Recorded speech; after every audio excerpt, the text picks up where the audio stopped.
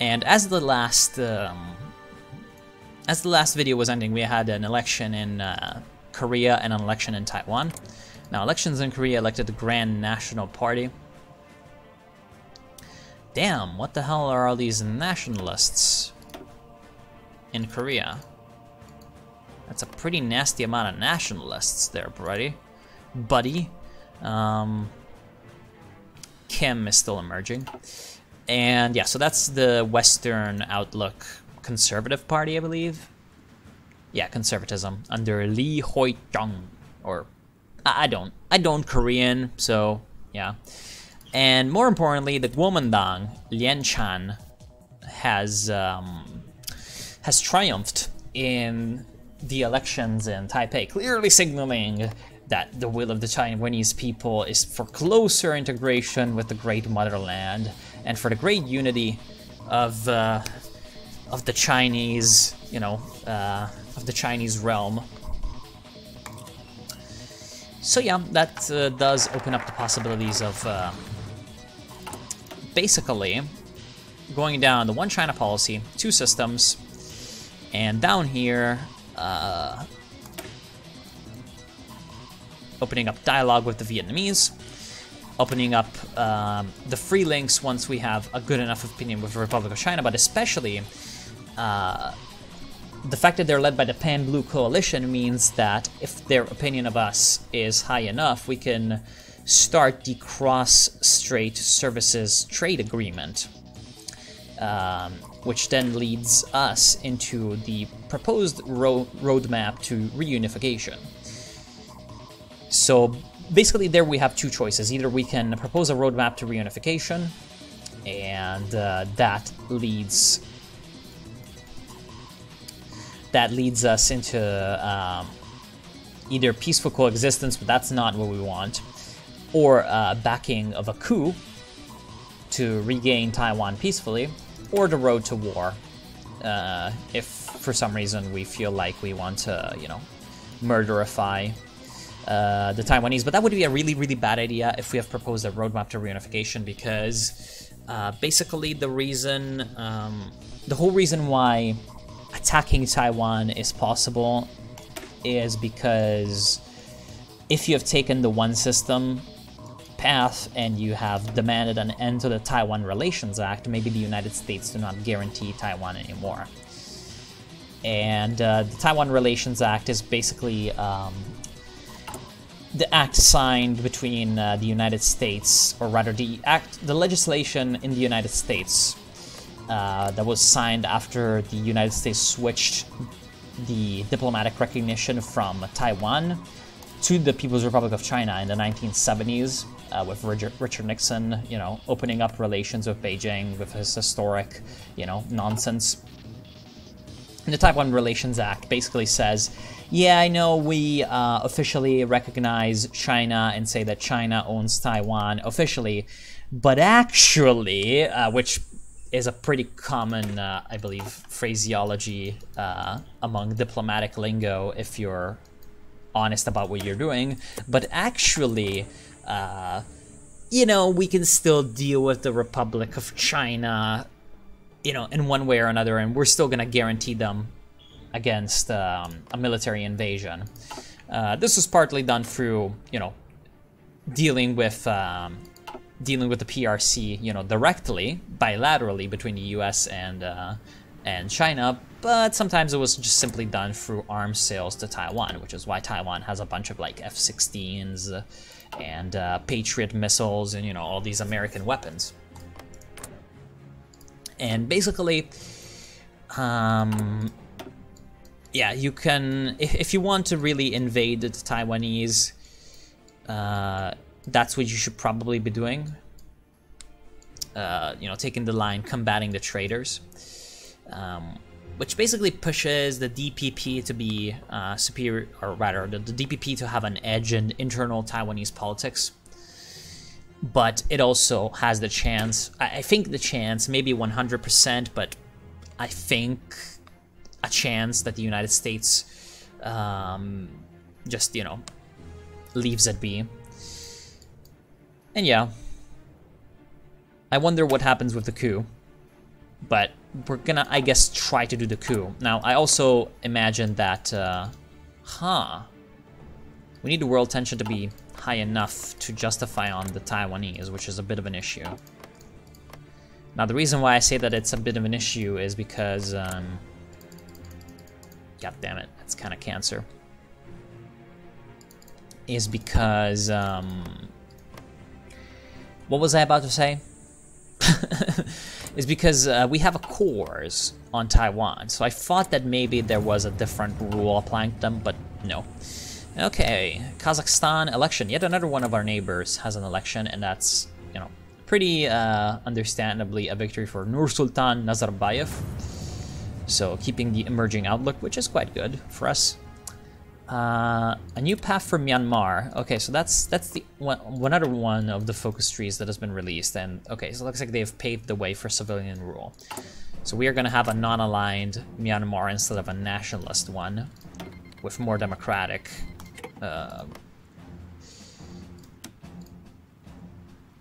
More democratic institutions. All right, more Xinjiang protests. God damn it. Can we raid the militants again? Yes. It would be nice to know the cooldown on this thing. Anyway, we're about to decrease the Uyghur threat by 20%, thus pacifying Xinjiang for the moment. And for the moment is a very, very, you know, important catch to that whole process. Anyway, I really wish that we could get involved with some of these global affairs a little bit more. Because, hey, got global interventionism. Join faction, generate world tension limit plus 55, plus 15%. So we only need 15% world tension to justify war goals on global interventionism. Now, in our focus tree, we have plenty of ways to increase world tension. For example, annexing Hong Kong, I believe, does some stuff. No, it only increases Chinese aggression, which is another modifier that we haven't had time to talk about.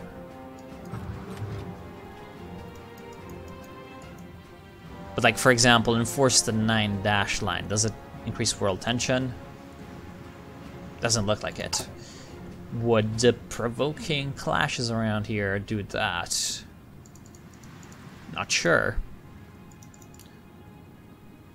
Not sure, really not sure. Okay, Chengdu J10C multi-role fighter, awesome. Can't wait to get that Shenyang J15 carrier fighter, so we can start producing a good air force for ourselves now, or a good naval aviation. Now our air force right now, let's check it out actually from here. All right, this is not exactly the greatest because of the way that they've reworked the Air Force in Millennium Dawn, but oh well. Crush the Falun Gong. Now the Falun Gong is this weird sort of Chinese traditionalist cult, and yeah, the Chinese government doesn't like them. The Falun Gong itself doesn't really like the Chinese government, obviously. And they're kind of weird at the same time. So they're kind of weird, and I don't know. It's just a very, very weird conflict where both sides aren't exactly nice people. Anyway, so our Air Force, we have a bunch of fighter type aircraft, but most of them are like really shitty old multi-roles. The Chengdu J7, which I believe is like a MiG-21. Oh, God damn it, the AI is doing something that I hate, which is mixing up air wings. That's something that I absolutely despise the AI for doing. Like, it just really likes to,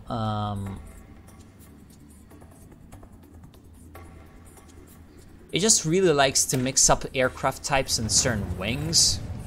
Oh, there goes Sweden from the European Union. That means that they've gone nationalist. And that also might mean that they increase the world tension, so that's good. But yeah, basically, you know, it is hateful because maybe you want your higher rating fighters, like the MiG-35 Fulcrum, 4.5 generation multi-role to be all up in one group so that you can send them, you know, where tougher enemies are. But no. It's got to mix it up with the fucking, like, you know, old-ass MiG-21s. With the old-ass MiG-21s. That's kind of annoying, to be honest. Anyway, let's check out the Swedish. So they've gone the, you know, the Swedish Democrats line. And, well, line. They've elected the Swedish Democrats, which they often do. You know, the nationalist waves in Europe get pretty nasty. That's something that a lot of people have noticed. Like, there's a lot of nationalism that always rises up in Europe. So perhaps they need to tone the balance there a little bit. And if they, as you can see there, in the European Union focuses, they're taking the no-deal exit. And in 2 years, that's gonna mean that they can pick the Northern Ambition national focus,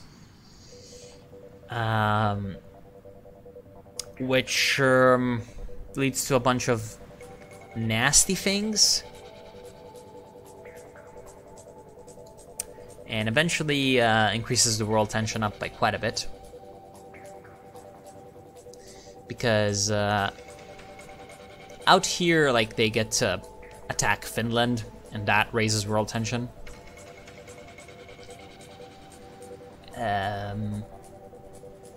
And out here, they get to attack the Baltics as a whole.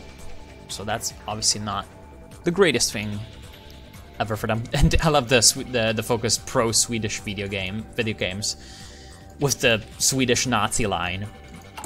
Because obviously Paradox are a bunch of Nazis, as we all know. Anyway, so now, if you were a keen observer earlier on, you probably noticed that we couldn't take allowing Twitter or whatever. Did Twitter even exist in 2003? I don't know. But now we can allow Twitter because we have crushed the Falun Gong. Yay, freedom of speech, die. So we're about to, you know, increase the freedom of speech for the pure Han Chinese, you know, state-loving and non-terrorist people.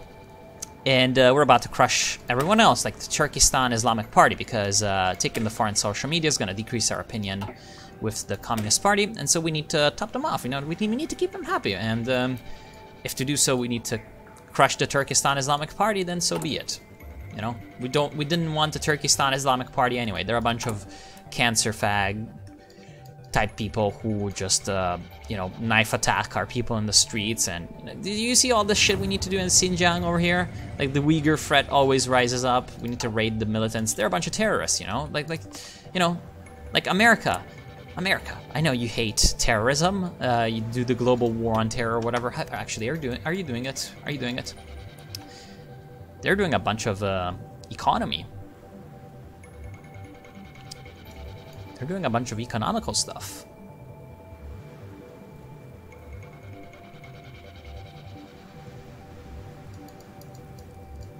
Interesting. They haven't taken any political things. They haven't taken any international diplomacy or anything.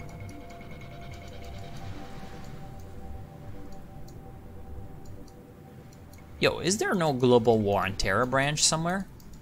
There used to be. What the fuck? That's weird. I feel like that should be a bit of a priority.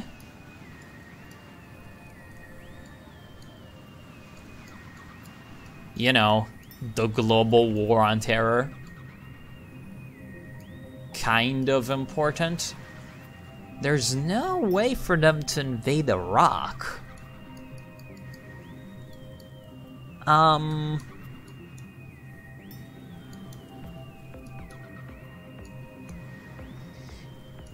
Yeah, looks like whoever made this focus tree is forgetting some things. I don't know. I like really don't know anymore. Yeah, okay, so it looks like Saddam Hussein's pretty secure right now.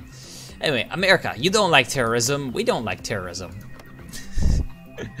We are only policing our own backyard. Alrighty then.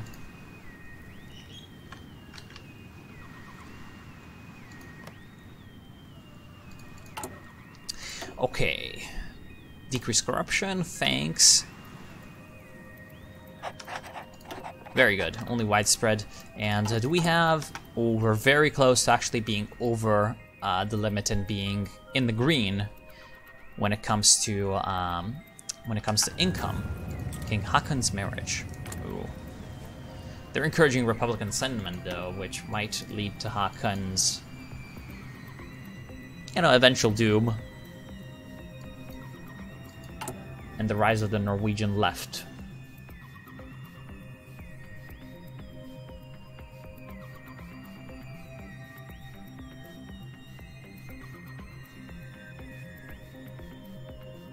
What else are we spending money on? Lots on bureaucracy, but that's required. Lots on internal security, and that's probably required too. Quite a bit of interest on debt. We're still fairly low on the debt. Ooh, we have quite a lot of interest compared to a lot of other countries. I feel like that's probably because of our GDP. Yeah, the more your GDP per capita goes up, the more your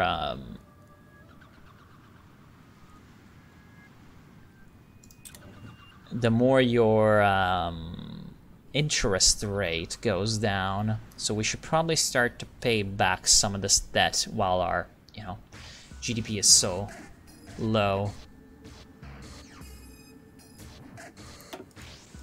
Right-click to pay that down. And there we go. With just a 1% tax increase, we are now gaining money. And we can start to pay some of our debt down.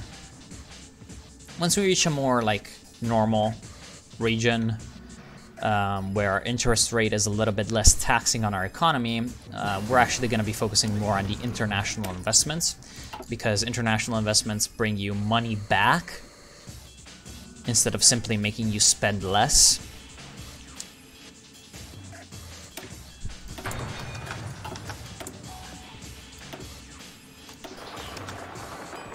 And also, international investments bring you influence, which is obviously always pretty cool. Anyway.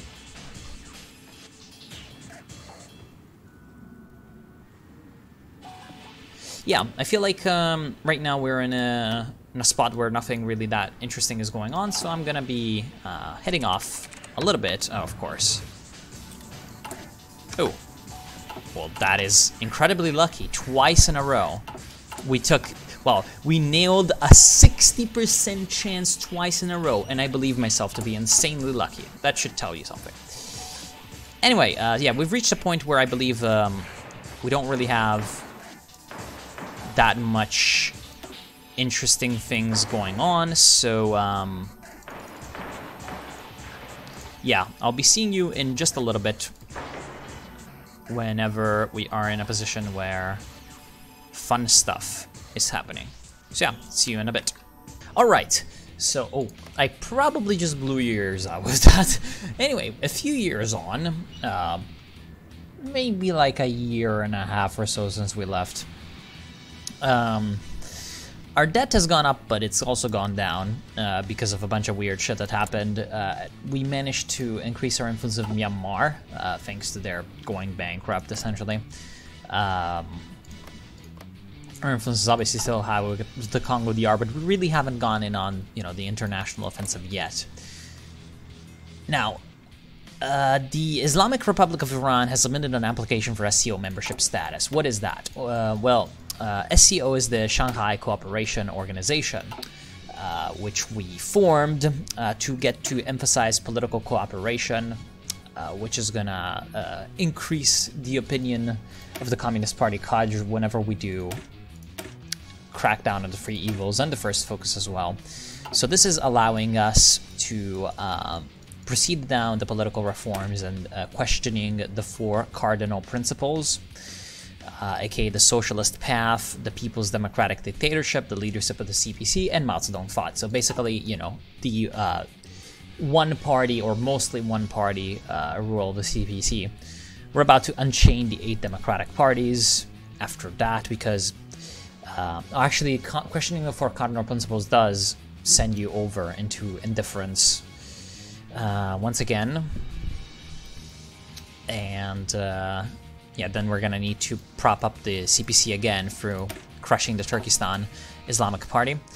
And then once we do that, we can finally take the elections, and we're gonna be fine, because up until now, the fact that we have this reformist government national spirit is a bit of an issue, because it's making it so that it is quite difficult to maintain the CPC as you know, as dominant a party as it's supposed to be.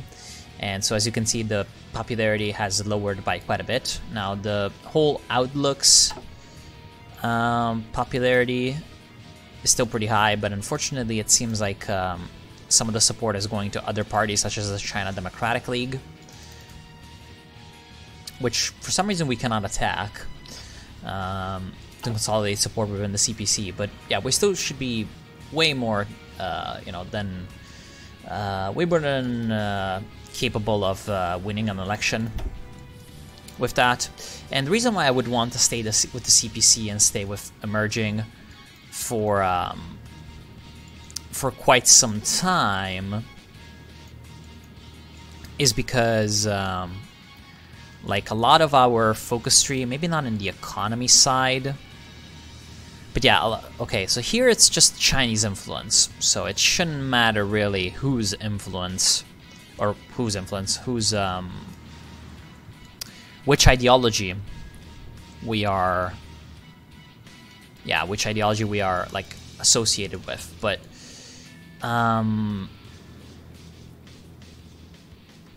yeah, like, a lot of the political focuses obviously require emerging outlook to be there, so yeah, that would not be too cool if we lost emerging. But well, it shouldn't be all too difficult to keep emerging in power by using these propaganda campaigns, which is a quite powerful bonus, because 0.10 emerging support is not bad. And we are also surrounded by a few emerging powers, so obviously that should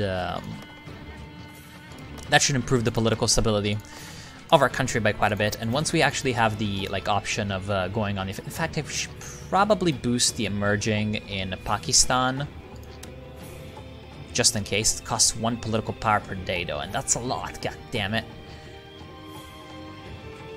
But I feel like propping up Pakistan is just such an important element in our overall strategy that we need to do it. So yeah, let's do it. And yeah, basically the SCO as a whole is a military alliance. Well, political alliance between, at the beginning, Russia, Kazakhstan, Tajikistan, Uzbekistan, and Kyrgyzstan, and obviously China. But we can have other people joining it. Now, the reason that, well, making them join it basically revolves around them either being emerging, or if, as you can see, Chinese aggression is at you know, -0 or -10. Well, -0 doesn't exist, you little friend. -10 or -20, then neutral and nationalist states will try to join it. If it's +10 or +20, neutral and nationalist states will seek to, you know, get out. So yeah, basically the less aggressive we are, the bigger our alliance will be. And so obviously at the beginning we are quite you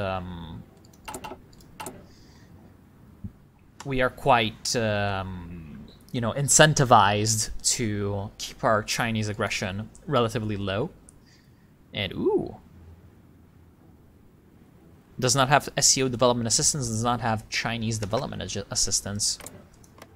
Apparently Tajikistan already has SCO development assistance. I guess they got it from the Russians, because both Russia and China can do things in the SCO, like giving development assistance to certain countries, thus increasing our thus increasing our influence there, and that is obviously quite good. Now, another thing that we're doing is that we are militarizing the South China Sea, the Chinese Spratlys, so that if any bad shit happens, like, you know, you see these Vietnamese people over there, you see these Republic of China troops and Filipino troops. If anything bad happens, we are in the position to actually go there and, you know, win an engagement. And, yeah, we're gonna get more toys to play with the South China Sea later on. We can also drill oil near the Chinese Spratlys, and that's something that we definitely want to do to increase our oil production, but we need infrastructure in it, and so we are right now increasing our infrastructure, also to hold more troops, which is, I feel like, pretty obvious. But yeah, and actually we should be producing more bloody IFVs and less of everything else. Like, for example, we're producing a lot of fighters that we don't necessarily need. So produce some more IFVs, and we're gonna need a lot more bloody oil. But for now, we're focusing on improving our economy rather than our army, so yeah.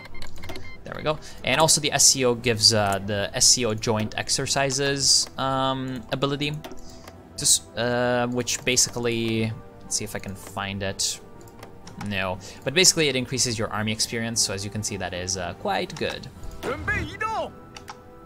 So we get more army experience to improve our army in the early game, and it gives you that awesome national spirit over here, the Shanghai Cooperation Organization member, which increases political power gain and emerging support, and actually cost to change corruption reduced, so, well, not bad. So that's going to help to prop up our government as well, with the support of friendly governments around the globe or around the region. Chinese dominance. That's awesome. And yeah, as you can see, Kyrgyzstan is offering to conduct a joint military exercise with us. This is a welcome opportunity for our troops to get some much needed experience. And so that gives us, where is it?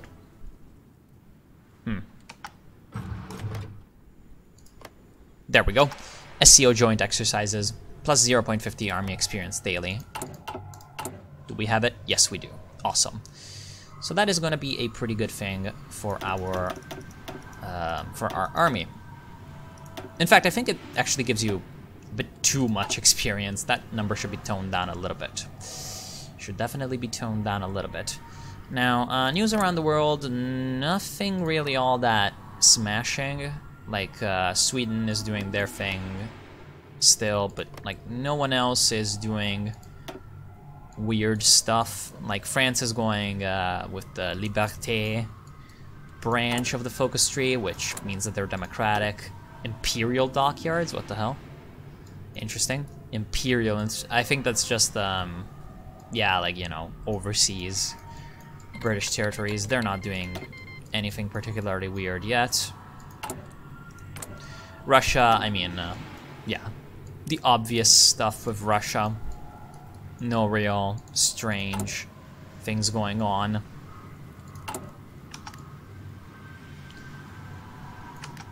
No real strange things going on.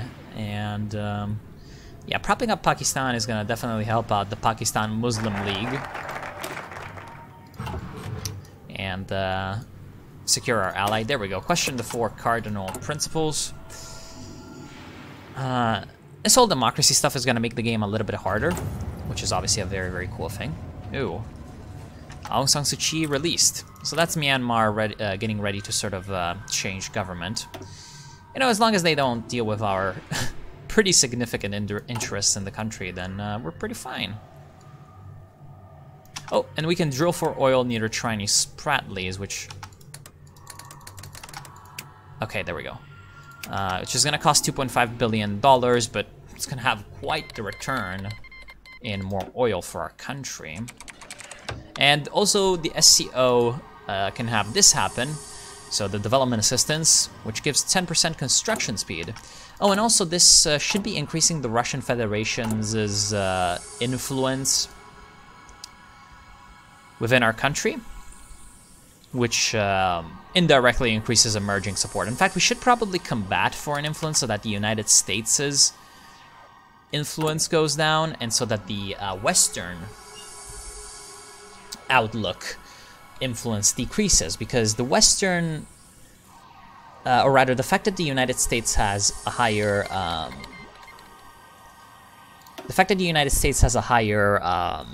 influence than other foreign powers means that they have the Western outlook has that pro-Western foreign influence on us positive modifier, which means that they're getting more popularity than, for example, the non-aligned, even though we have one major non-aligned neighbor, which is India. But that's still technically not foreign influence, it's just the fact that there's neighbors with that government. And we'd much rather have more non-aligned than more Western outlook. We also have quite a bit of nationalism because we have the military faction and because we have a bunch of nationalist neighbors. And there we go. The Islamic Republic of Iran has joined the SCO, which is, well, quite good. Now, I wonder how much foreign influence we're gonna shave off of the United States. And there we go. Now we can do exercises with the Islamic Republic of Iran. Cool. And now they get the SCO member tag. Got them Xinjiang. I really want to keep our stability to be a little bit higher at the very least, because less stability means less political power, and it's really starting to hurt us quite a bit. Well, and also I've increased my internal security to police state from just like high police, because that increases your ideology drift defense, and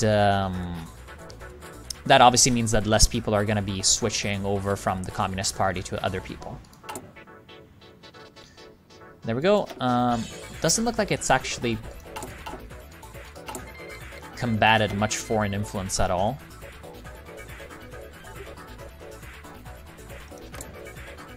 Or at the very least, the influence that it has combated is not the American one, which is the one that I wanted to combat, but whatever.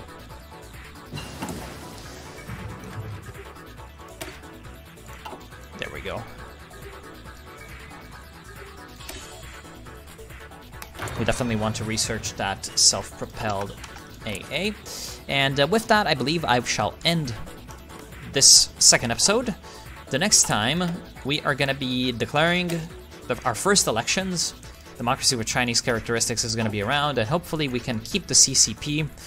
And I feel like after that, I'm going to go with a bunch of political stuff so that we get a sort of more comprehensive hold on the country, because if we take a few of these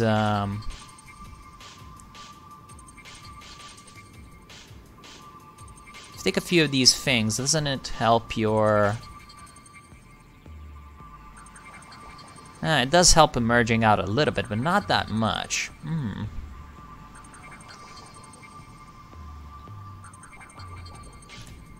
However, depoliticizing the military is going to remove party before country. So I'm not sure we actually want to take that, because party before country does give quite a lot of emerging support.